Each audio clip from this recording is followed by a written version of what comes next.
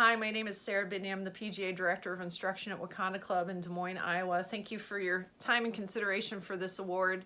The elite member status means so much, and I appreciate your consideration again this year for this award. What a year we've had.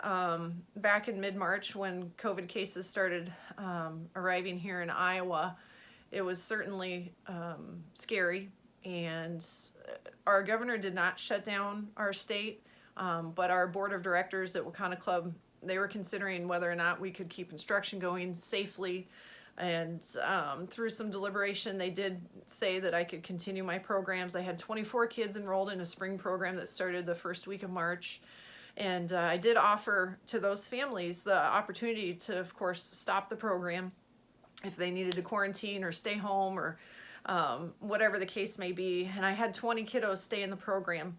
Some kiddos had gone on spring break, and I offered online lessons to keep, they had 14 days that they needed to quarantine, so I did some online lessons with those kiddos. I worked with Kate Tempesta and her Birdie Basics program to provide a series of lessons.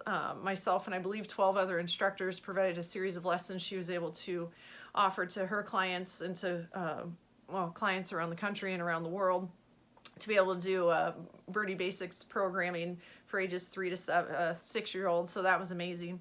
But anyway, I had 20 kiddos stay in my program here in Iowa, and I heard so many times, especially in May, as we started to get comfortable with things and comfortable with the new protocols, and of course we know golf is socially distant anyway, but we were very, very careful. That this was the only thing their kiddos could do. They were doing online school and they could come to golf, and that was about it. So it was a much needed outlet, not only for their physical health, but for the mental health of our children and families as well. The summer we had to modify some programs, especially one where 50 to 60 kids used to show up at 8 a.m. and we'd get them into small groups. Well, we got rid of that program and I moved them into 8 kiddos showing up at every half hour.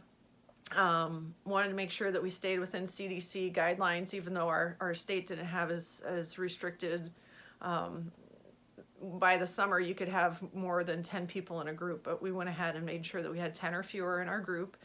And yeah, this fall I went ahead and changed from a 12-week Operation 36 program down to an 8-week hour-and-a-half classes. So we still got in the 12 hours of instruction and the 7 on-course events. So it's been a year of making adjustments and making sure that we're very aware of our environment, but had almost 300 juniors in our programs this season, which is a record. We had 250-ish last year.